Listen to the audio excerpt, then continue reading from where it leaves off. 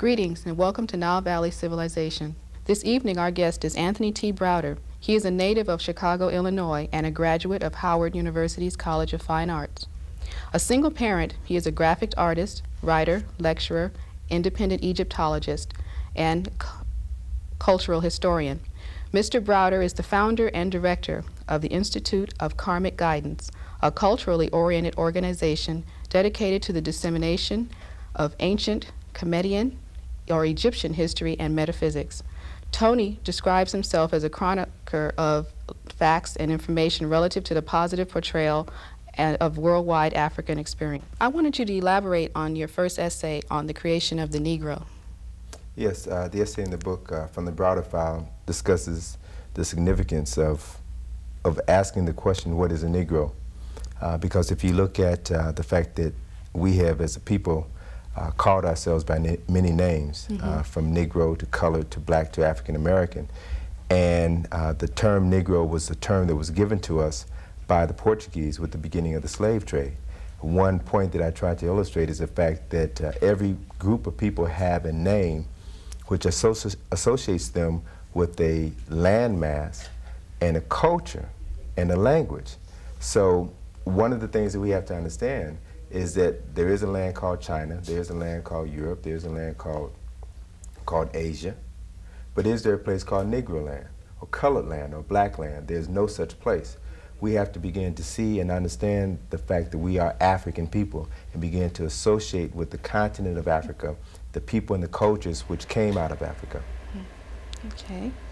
And when we lose this, how does that affect our people or how we view ourselves? It's like we have a lost culture, or we have a lost idea of what we are. Sure. Well, anytime you don't know who you are, anytime you don't know your name, you don't know your language, you don't know your culture, then that begins to set up a framework for a cultural identity crisis. And that cultural identity crisis I refer to in current day Negroes or black people or colored people or African Americans. I refer to it as the Michael Jackson syndrome. That is the inability of people to accept the image of the man or the woman who stares back at them in the mirror because of the fact that they have been trained and miseducated to believe that there is something wrong with their appearance, there's something wrong with their hair, there's something wrong with their lips, there's something wrong with the nose or the shade of their skin. So what they begin to do is to attempt to change their facial features. The important point to understand is that if you don't know who you are, then you won't appreciate the image of the man or the woman who stares back at you in the mirror. You begin to think and to believe that there's something wrong with you. So that if we look at Michael Jackson and understand this process of the Michael Jackson phenomena, and then we can begin to apply that same phenomena to other individuals, other celebrities who supposedly have made it, but because of the fact that they lack a clear cultural sense of self, then they are willing to pay a plastic surgeon to do to them what Napoleon did to the Sphinx, and that is to change their noses and their lips. So if we were to look at Prince as a high school student, you see Prince as a normal human being. In the next slide, we see Prince after he has made his transformation. See, he has changed his hair, his nose, and his lips. Let's look at Patti LaBelle, for example. Patti LaBelle before her transformation. Patti LaBelle, let's look at Patti after her transformation. You see the same process, the changing of the hair, noses, and lips. George Benson, the next example. George Benson before his transformation. Next image is George Benson after his transformation. The same process. We're talking about people with money but lacking a sense of cultural orientation. Let's go on and look at Stephanie Mills. We see Stephanie before she saw the Wiz, and in the next image, Stephanie after she's seen the Wiz and got a wish to go to the wrong home. So it's very important to understand what we are seeing and why we are seeing it, why these people are willing to pay to change their facial features. And then, of course, when we come to Michael Jackson in the next image, we see Michael Jackson as a normal human being before he underwent his transformation. The next image, we see the Michael Jackson that we all know today. Michael Jackson after he's had numerous operations on his nose, on his lips, on his chin, after he's had reconstructive surgery on his entire face, and then to add insult to injury, after he's taken treatments to lighten the color of his skin, to remove the melanin the life-giving, the life-sustaining melanin in his skin.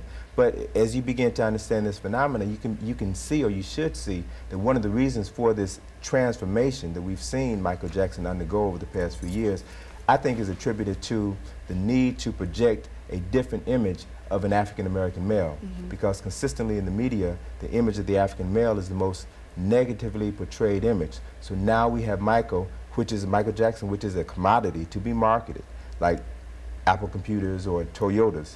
How do you market the image of an African-American male if that is the most consistently negative portrayed image in the world? So what you do is to change Michael so that he becomes neither masculine nor feminine, neither white nor black.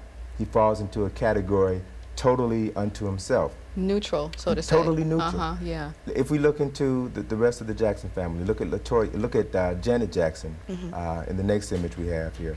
Janet Jackson has also made a visit or two to the plastic surgeon. And then let's look at the last image here with LaToya Jackson. And we can see the changes that she is undergoing. And we have to understand that there are very few people who are born with noses like that. And we have to stop and ask ourselves some very serious questions. We are told that money will give you happiness.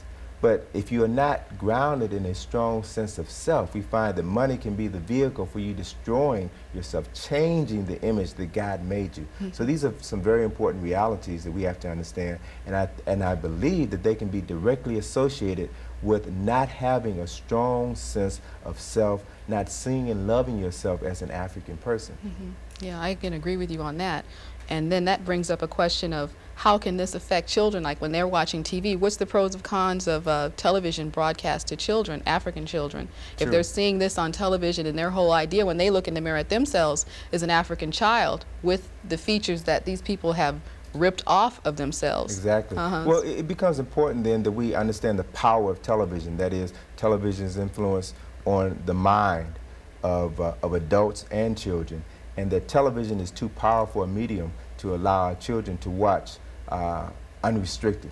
We should be very conscious of the programs that they watch, the cartoons and other programs, because children will begin to get their concepts of reality based on what they see on television. So parents have an awesome responsibility of presenting to that child images, toys, and dolls that they play with. They should be toys and images that reflect that child, so that that child can, in the bonding process with that toy, because most children have a natural tendency to superimpose their personalities on their dolls. They do. So that if their dolls don't look like them, then they will begin to think and to believe that there is something wrong with this, and the images that they see on television, or the lack of images of self on television, will reinforce this this belief. Confusion, yeah. So we have to begin to understand the power of images to shape and to mold our feelings of self, and then to surround ourselves with images that would help to reinforce a strong sense of cultural identity. Yeah, that's a perfect point. That's a perfect point. Now, I wanted to talk a little bit about the Washington Monument. Sure. And to me, when I look at it, it looks like an obelisk, and I know that you've said the same thing. Could you kind of explain why, in an American country with European people, why would they build an African symbol in this country? Well, first of all, we do have to understand that the Washington Monument is an African obelisk. And the obelisk is a symbol of the African god Osiris, one of the first symbols of resurrection. Osiris was one of the primary deities in ancient African religion. So that when we study the history of the United States of America, we find that there were a number of individuals who had a strong belief in ancient African history and culture, ancient Egyptian history and culture. And they used many of those symbols and incorporated them into the very foundation of the United States of America.